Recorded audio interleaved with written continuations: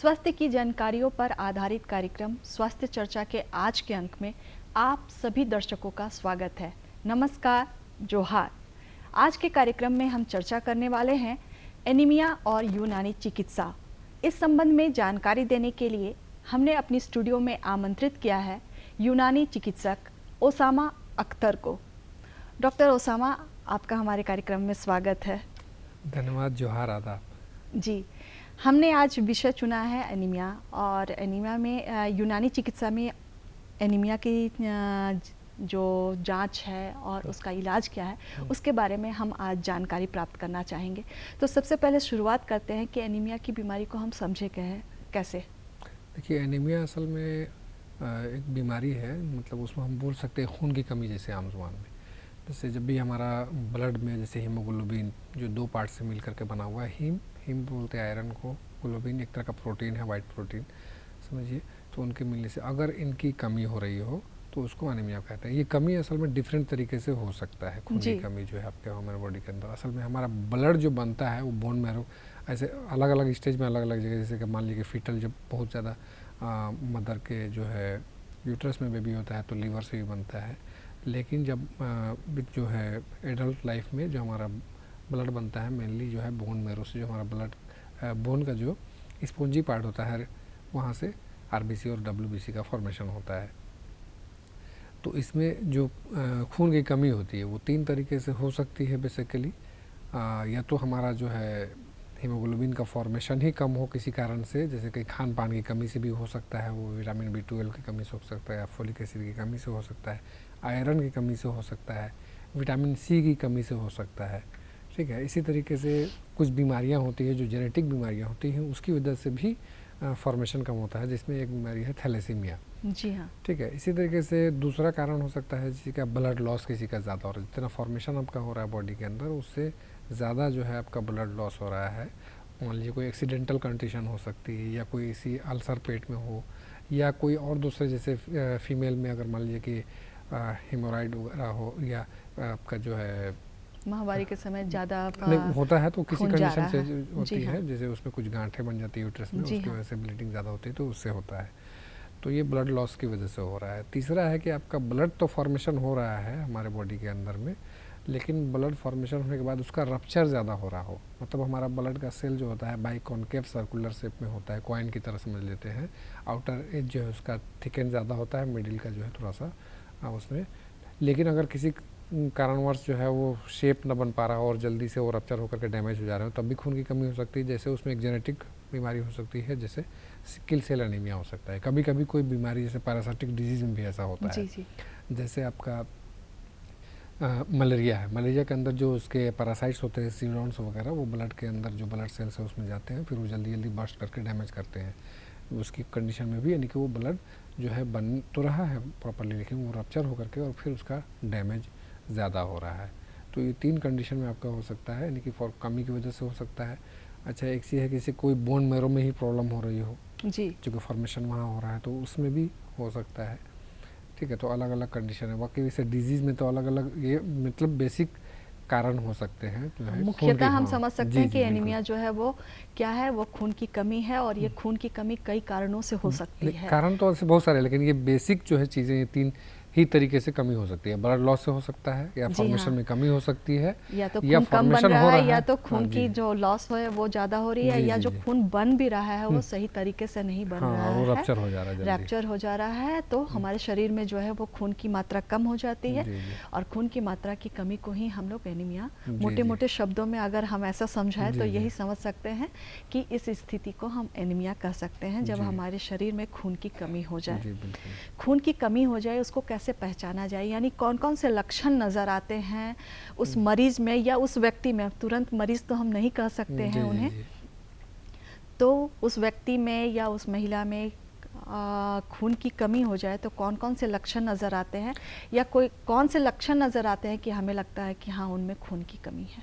अच्छा, जैसे खून की कमी होती है ना, तो सबसे पहले पेशेंट जो है आपके पास आएगा तो दो तीन चीज़ें उसमें कॉमन होती है जो बहुत ज़्यादा है। तो पेशेंट को हम लोग देख के बहुत सारी चीज़ें आइडिया लगता है, जैसे पेल बोलते हैं हम लोग, एक PALE पेल, पेलर उसको पेलर पॉजिटिव आएगा उसमें, जैसे देखने में उसका फेस जो है बिल्कुल से फीकापन नज़र आएगा, जिसको पेल बोलते हैं। रौनक नहीं रहेगी, हाँ, रंगहीन त्वचा तो जिसको जी, कहते तो वो हैं। देखने से भी समझ में आता है कि वो हाँ है। दूसरी चीज़ है, पेशेंट कंप्लेन करेगा कि मुझे थकावट बहुत होती है, भूख नहीं लगती है। अच्छा, कोई अगर छोटे बच्चे हैं, अगर वो रनिंग वगैरह करते खेलते तुरंत हाँफने लगते हैं, थक जाते हैं, नहीं कर पाते हैं वो बिल्कुल वर्कआउट, फिजिकल वर्कआउट अगर वो है प्रॉपरली उनसे, तो उससे भी उनको जो है आइडिया मिलता है। भूख की कमी लग सकती है, सर में दर्द हो सकता है, ब्लड प्रेशर की भी जब बहुत ज़्यादा अगर एनीमिक है या फ्लूइड लॉस की वजह से हुआ है तो ब्लड प्रेशर में कमी आ सकती है, तो सर में दर्द रहेगा, बोलेंगे थकावट, चलने फिरने की इच्छा नहीं होती, खाने की भी इच्छा नहीं रहती है। बहुत ज़्यादा अगर खून की कमी है तो बिल्कुल भूख भी नहीं लगती है उसमें। तो ये सारी चीज़ें कंप्लेन लेकर के मतलब पेशेंट आते हैं जी। अब मान लीजिए उसके कारण वाइज भी हो सकता है उसका कंप्लेन, मान लीजिए कोई एब्डोमिनल पेन लेकर के आ रहा हो तो इंटरनली कहीं हेमरेज हो सकता है उसको। कोई सिर्फ पेशेंट आता है बोलता है कि हमें ब्लैक जो है स्टूल लेटरिंग उसका ब्लैक हो रहा है, वोमिटिंग भी। अभी मैं 2-4 दिन पहले ही एक पेशेंट मैंने देखा था, एक बच्ची थी जी। फिर उसको जो है रेफ़र करके रिम्स भी हम लोगों ने भेजा उसको कि उसको ब्लैक स्टूल आ रहा है और ब्लैक वोमिटिंग भी हो रही है। तो आम आदमी तो सोच रहा है कि ये काला हो रहा है, उसको ब्लड तो नहीं, लेकिन ब्लड जब भी कोई भी एसिड से अगर उसका, चूँकि हमारे बॉडी के डाइजेस्टिव सिस्टम के अंदर जो है एक HCl का सिक्रेशन होता है फूड को डाइजेस्ट करने के लिए, तो जब भी एसिड के कांटेक्ट में ब्लड आता है तो उसका कलर ब्लैक हो जाता है। तो ब्लैक का मतलब अगर स्टूल आ रहा है तो उसमें अकल ब्लड, मतलब ब्लड जो है उसमें छिपा हुआ आपको नजर पता नहीं चल रहा है, लेकिन वो ब्लड हो सकता है। तो फिर हमने उसका एग्जामिनेशन कराया तो उस तरीके से फिर उसको रेफ़र करा। जी जी, ऐसे हम लक्षणों के अनुसार पहचान कर लेते हैं कि हाँ इनमें खून की कमी हो सकती है। इसके अलावा हम क्या इसकी पहचान के लिए परीक्षण भी कोई करवाते हैं, कोई टेस्ट करवाते हैं? टेस्ट करवाते हैं, जैसे हीमोग्लोबिन का सिंपल सा टेस्ट होता है या CBC एक टेस्ट होता है जो है, तो CBC के अंदर में हीमोग्लोबिन का टेस्ट करते हैं। हीमोग्लोबिन का सिर्फ टेस्ट करेंगे तो उससे आइडिया मिलेगा हमको, ठीक है। अच्छा, इसमें और जैसे बहुत सारे, जैसे कि शेप जो ब्लड के हमारे बनते हैं तो उसमें भी अलग अलग डिफरेंट टाइप के शेप होते हैं, जिसमें भी एनीमिक कंडीशन होती है। जैसे किसी का मेगालोब्लास्टिक होता है जिसमें सेल जो है नॉर्मल जो है 7.2 माइक्रोन उसका साइज़ होता है, 7.2 माइक्रोन का जो उसका आउटर जो है डायमीटर होता है वो, ठीक है। और 2.3 जो है उसका जो कॉइन का जो बीच के जो सर्कुलर में जो उसका डायमीटर 2.3 या 2.4 के आसपास में उसका डायमीटर होता है। अच्छा, उसमें अगर शेप बड़ा छोटा होता है तो भी एनीमिक कंडीशन हो सकती है। मतलब उसका मेन काम क्या है हीमोग्लोबिन का, हमारा खून की कमी एनीमिक कंडीशन में अगर वो नॉर्मल नहीं होगा तब भी ऑक्सीजन या न्यूट्रिशन का जो सप्लाई पूरे बॉडी के अंदर प्रॉपरली नहीं करेगा तो वो भी एनीमिक कंडीशन ही होती है। लेकिन खून जो है उसमें बन रहा है लेकिन वो प्रॉपर शेप में नहीं है और उसका जो नॉर्मल फंक्शन है वो नहीं कर पा रहा है। तो जैसे उसमें मेगालोब्लास्टिक एनीमिया हो सकता है या माइक्रोसिटिक एनीमिया होता है जिसमें ब्लड सेल्स छोटे बनते हैं, मेगालोब्लास्टिक में जिसमें बड़ा बनता है, ठीक है। इसी तरीके से अलग अलग और एनीमिया जो शेप वाइज भी होते हैं, जो है वो जी, जैसे कि अलग अलग स्तर है, स्टेज है, स्टेज तो है ही, लेकिन शेप वाइज भी इसे अलग है कि किसी मतलब वो एनीमिया को क्या नाम देंगे हम, जैसे जो फॉर्मेशन के अकॉर्डिंग हो रहा है, जिसमें सेल्स जो हमारा मैंने बताया 7.2 माइक्रोन का है, अगर वो 10 माइक्रोन का साइज़ बन रहा है तो वो भी नॉर्मल नहीं है वो, क्योंकि हमारे बॉडी के जो वेसल्स हैं उसके एक पर्टिकुलर साइज है जिसमें वो इजीली मूव कर पाता है वो। अगर मान लीजिए वो बड़ा साइज़ का बनेगा तो इसे इजीली पूरा सर्कुलेशन मूवमेंट तो यानी कि सप्लाई प्रॉपर पूरी बॉडी में नहीं, यानी कि एनीमिक कंडीशन कहीं ना कहीं उसको भी हम लोग बोलते हैं फिर। अच्छा। ठीक है, कोई अगर इसी तरीके से माइक्रोसिटिक एनीमिया होता है जिसमें सेल के साइज़ बहुत छोटे होते हैं, मतलब 5 माइक्रोन 4 माइक्रोन का होगा, तो वो भी प्रॉपर है वो न्यूट्रिशन को प्रॉपर या ऑक्सीजन को सप्लाई पूरी बॉडी के अंदर प्रॉपरली नहीं कर पाएगा, तो वो कंडीशन भी फिर एनीमिक कंडीशन ही होती है। अच्छा, उसमें तो भी फिर इसके लिए भी टेस्ट अलग तरह का होता है या सेम हीमोग्लोबिन के टेस्ट से हो जाता है? फिर तो उसके लिए जो है साइटोलॉजिकल टेस्ट और डीप थोड़ा सा लेवल में जाकर के जो है हिस्टोलॉजिकल और साइटोलॉजिकल टेस्ट में जाकर के फिर उसका पता करते हैं कि वो कितना बड़ा साइज है उसका सेल का। जी जी, तो जो आपने अभी के जो कंडीशन बतलाई उसके में भी लक्षण वही नजर आते हैं जो सामान्य एनीमिक में नजर आते हैं? बिल्कुल, जैसे हमारा जो ब्लड का काम क्या है, आरबीसी का काम मेन है कि न्यूट्रिशन या ऑक्सीजन की पूरी बॉडी के अंदर सप्लाई करना। अब किसी भी कारणवश चाहे वो कमी की वजह से या शेप में गड़बड़ी की वजह से वो काम नहीं कर पा रहा है तो लक्षण जैसे अब ऑक्सीजन सप्लाई नहीं हो रहा, अगर वो आदमी पेशेंट जो है आपका, ये भी कोई भी व्यक्ति अगर वो फिजिकल वर्कआउट करता है तो उसकी बॉडी की ऑक्सीजन की डिमांड बढ़ेगी। जी हाँ। क्योंकि वो उसके वर्कआउट की वजह से जो है हमारा ऑक्सीजन ही जो है ऑक्सीजन जल्दी ऑक्सीजन चाहिए और वो ऑक्सीजन ही हमारे बॉडी के अंदर फिर न्यूट्रिशन जो है जो हमारा ग्लूकोज है उसको यूटिलाइज करके एनर्जी प्रोवाइड करेगा। अब मान लीजिए अनीमिया, किसी भी तरह का अनीमिया होगा, चाहे ब्लड लॉस की वजह से हो या सिकल सेल की वजह से हो, थैलेसीमिया की वजह से हो या कोई भी कारण अगर हो उसका, तो उसमें क्या है कि ऑक्सीजन की सप्लाई प्रॉपरली नहीं होगी तो पेशेंट को डिमांड तो हो रही है ऑक्सीजन की और नहीं मिल रहा है, तो हरास मतलब बहुत ज़्यादा तेज़ सांस लगेगी, उनकी सांस फूलने लगेगी, वो बोलेगा कि हमको दमा की कंडीशन हो रही है, सांस फूलने लग रही है। इवन अगर बहुत ज़्यादा हीमोग्लोबिन कम है, किसी का 5-4 ग्राम पर डेसीलीटर अगर हो रहा है, तो वो तो चलना फिरना उसके लिए मुश्किल हो जाता है। वो थोड़ा सा 10 कदम 20 कदम चलने पे भी उसको जो है सांस फूलने लगेगी, क्योंकि वो उतने के लिए भी ऑक्सीजन प्रॉपरली उसके बॉडी में रेस्ट कंडीशन में हो सकता है। 2-3 में है तो रेस्ट कंडीशन में भी उसकी सांस फूलेगी अगर जो है इस तरीके से भी होता है। तो क्या सामान्य जो हीमोग्लोबिन की मात्रा कितनी होनी चाहिए? महिलाओं और पुरुषों में क्या अलग अलग हीमोग्लोबिन की मात्रा होनी चाहिए, या बच्चों और बड़ों में हीमोग्लोबिन की मात्रा अलग अलग होनी चाहिए? जी, एज वाइज भी थोड़ा सा डिफरेंस होता है और सेक्स वाइज भी थोड़ा सा डिफरेंस होता है और कंट्री वाइज भी कहीं कहीं, जैसे कि हमारे इंडिया में अगर आप देखेंगे कि अगर फीमेल में है हम लोग 10 ग्राम से ऊपर भी अगर है तो उसको हालांकि नॉर्मल कंडीशन में ही हम लोग उसको रखते हैं।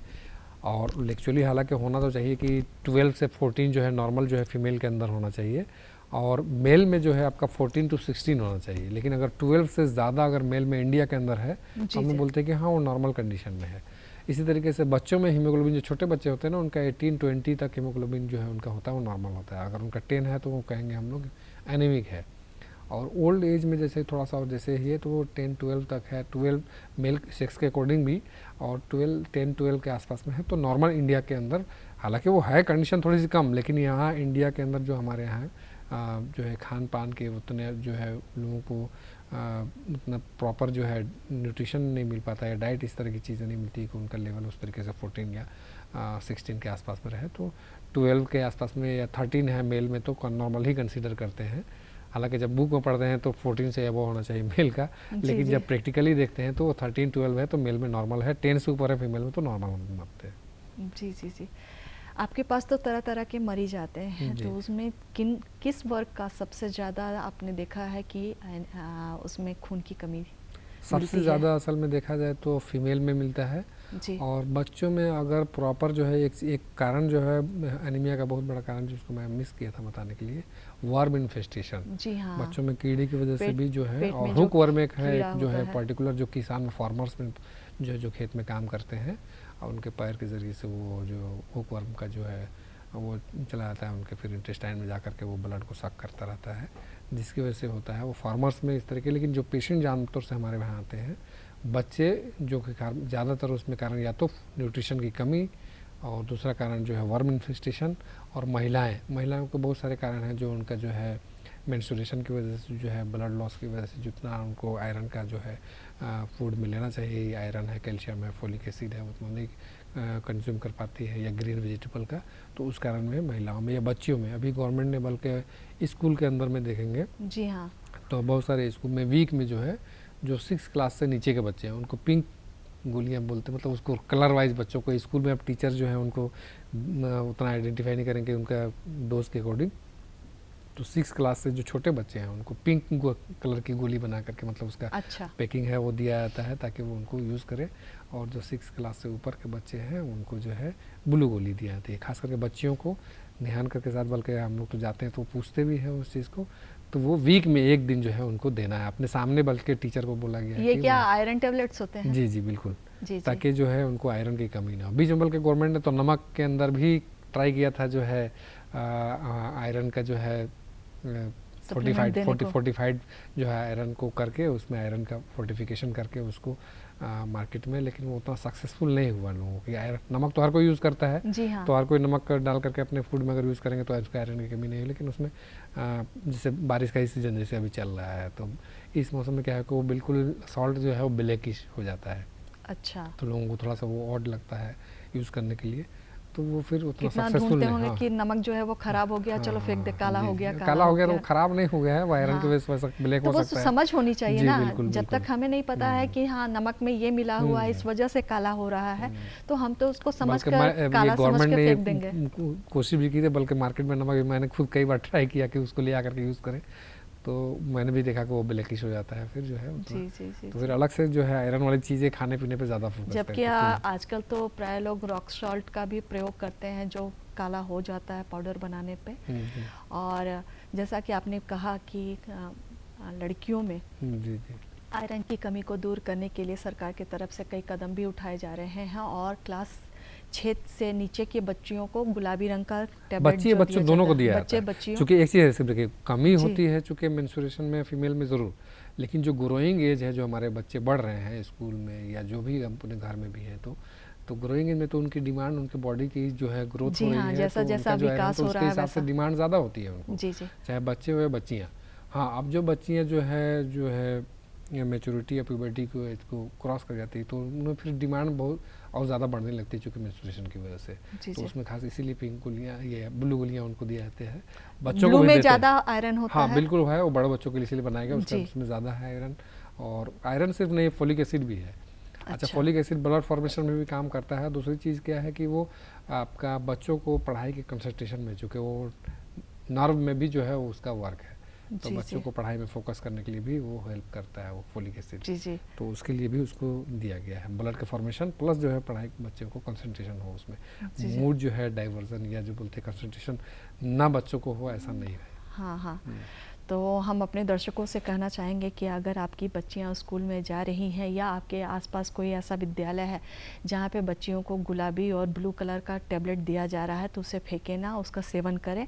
वो वीकली, साप्ताहिक रूप से एक टैबलेट खाना है और ये आपके स्वास्थ्य के लिए ही दिया जा रहा है और ये बिल्कुल मुफ्त सरकार की तरफ से दिया जा रहा है ताकि आपकी बच्चियों में खून की कमी ना हो, आयरन की कमी ना हो। साथ ही साथ उसमें फॉलिक एसिड भी है जो कि आपके मानसिक विकास के लिए, इसको सीधा सीधा समझे तो कि हाँ, मानसिक संतुलन के लिए या मानसिक विकास के लिए ज़रूरी है फॉलिक एसिड। और इसका प्रयोग अगर आप करते हैं तो काफ़ी हद तक आपके शरीर में खून की कमी जो है वो दूर हो सकती है। इसके साथ साथ हमें भूलना नहीं है कि पोषक तत्व, पौष्टिक आहार लेना बहुत ही आवश्यक है। जी, आप कुछ कह रहे थे। है जैसे स्कूल के ही, जैसे बहुत सारे बच्चे उनको सोचते हैं कि क्यों खिला रहे हैं, इस तरीके से सोच करके नहीं भी यूज़ करते हैं, तो इसीलिए सामने खिलाने के लिए कहा गया टीचर्स को कि अपने सामने बच्चों को खिलवाएं। अच्छा, दूसरी चीज़ जैसे भी आपने कहा पौष्टिक आहार में, तो ब्लड बनाने में हम लोग तो ये कहा कि आयरन सप्लीमेंट या फोलिक एसिड दे रहे हैं, लेकिन ब्लड बनाने के लिए ये मेन इंग्रेडिएंट तो बोल सकते हैं कि है, लेकिन सिर्फ यही नहीं चाहिए, प्रोटीन भी चाहिए होता है, कैल्शियम भी चाहिए होता है, विटामिन सी, जैसे आयरन का चाहिए, बिल्कुल विटामिन डी भी चाहिए, विटामिन सी भी चाहिए आयरन का एब्जॉर्प्शन के लिए। चूँकि हमारा आयरन जो हम फूड सप्लीमेंट में जो ले रहे हैं, तो उसके एब्जॉर्प्शन के लिए विटामिन B12 और विटामिन सी की रिक्वायरमेंट भी है, वो वरना प्रॉपर हमारे ब्लड में वो एब्जॉर्ब भी नहीं कर पाएगा।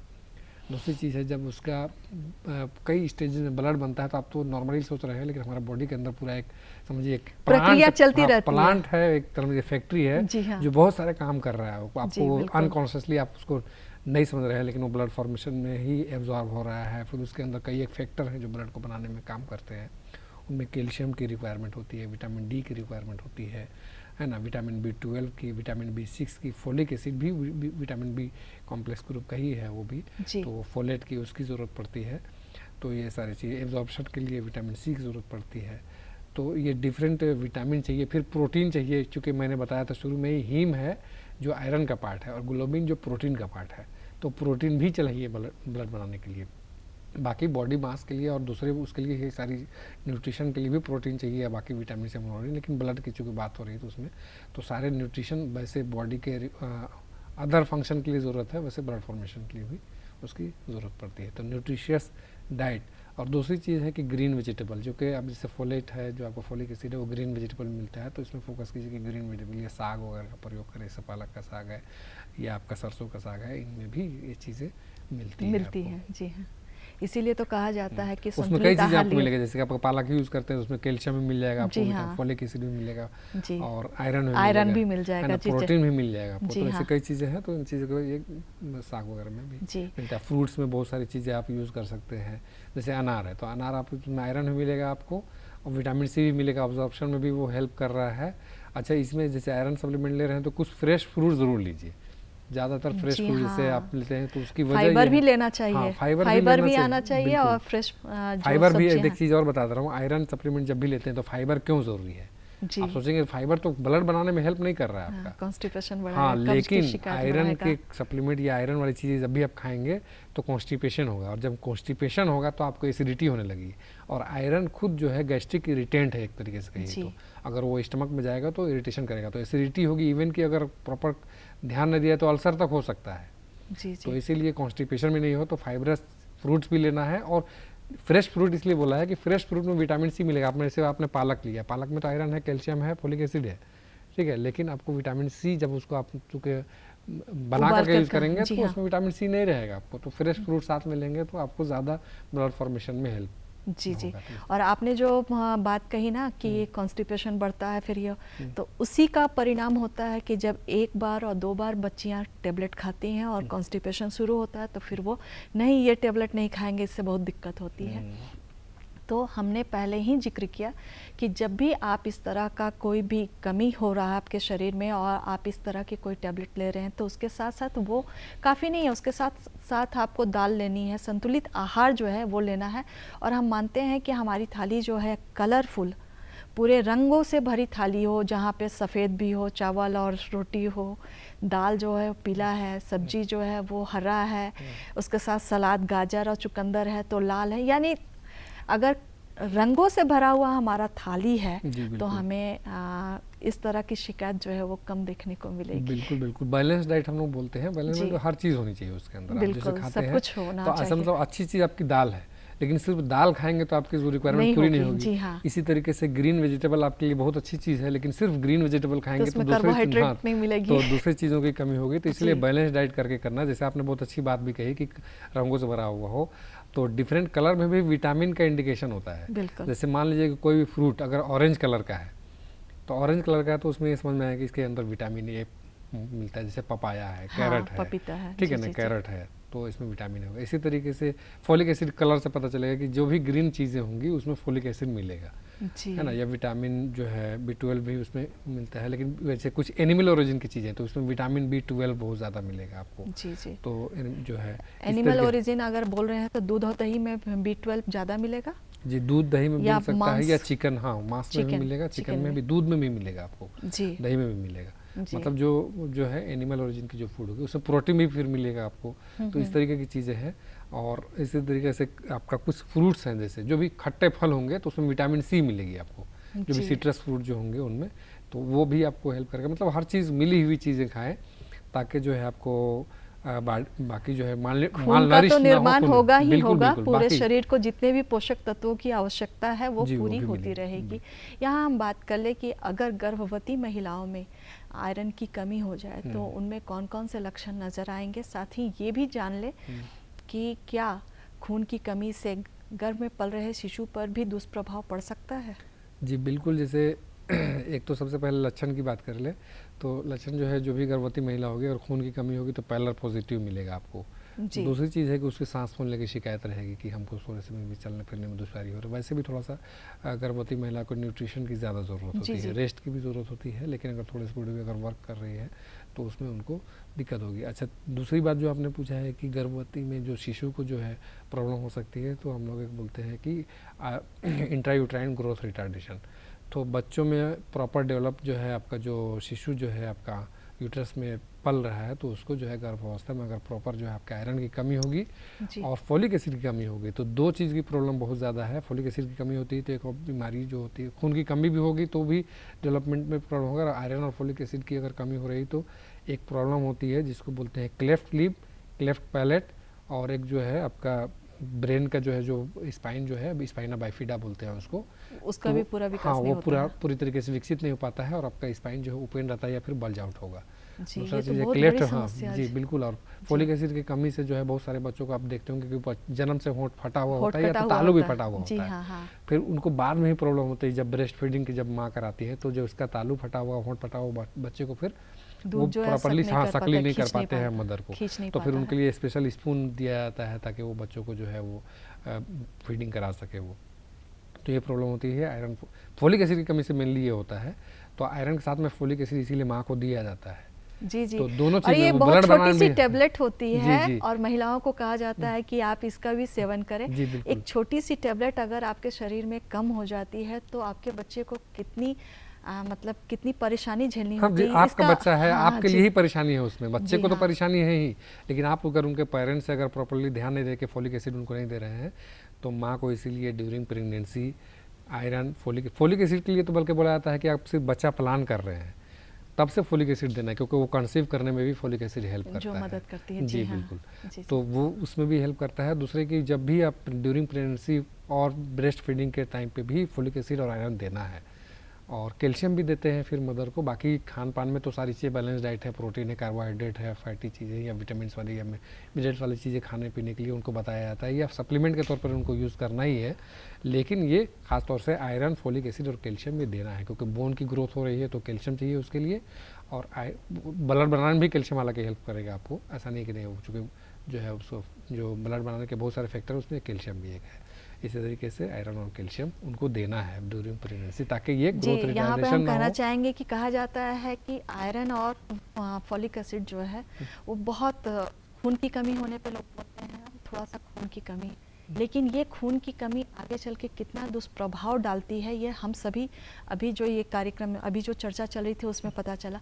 तो हम अपने दर्शकों से क्या कहना चाहेंगे कि वो किस तरह का डाइट लें, किस तरह की अपनी जीवन शैली रखें कि उनमें खून की कमी ना हो, साथ ही कोई भी और दूसरे पोषक तत्व की कमी ना हो। जी, एक ही शब्द में एक शब्द बोल सकता हूँ तो मैं कि खान पान में देखिए सबसे पहले तो एक्सरसाइज भी ज़रूर करें, और आयरन जिन चीज़ों में है, जैसे अनार में है, गुड़ में है, घरेलू अगर चना खाते हैं प्रोटीन भी है, विटामिन सी भी है, तो अंकुरित चना लीजिए, उसमें भी आपको जो है घर के अंदर में उन चीज़ों में आपको होगा। और घर में जो भी इस तरीके की चीज़ें हैं, जो फल आते हैं सीजनल फ्रूट्स है, जैसे अमरूद भी अगर आपका भी सीजन चल रहा है तो अमरूद खाएंगे, उसमें भी ब्लड बनाने में कोई हेल्प भी करेगा। सीजनल फल खा सकते हाँ हैं, बिल्कुल कोई भी बिल्कुल। सब्जी का और प्रयोग कर एक्सरसाइज सकते करें, हैं। एक्सरसाइज में डिमांड बढ़ती है जब हमारा ऑक्सीजन का, तो ब्लड फॉर्मेशन का रेट बढ़ जाता है उससे। जी जी। तो डॉक्टर अख्तर, आप हमारे बीच में आए और इतनी महत्वपूर्ण जानकारी दी, इसके लिए आपका बहुत बहुत धन्यवाद। और हम अपने थैंक यू। दर्शकों से लेते हैं विदा। जोहार। जोहार, धन्यवाद।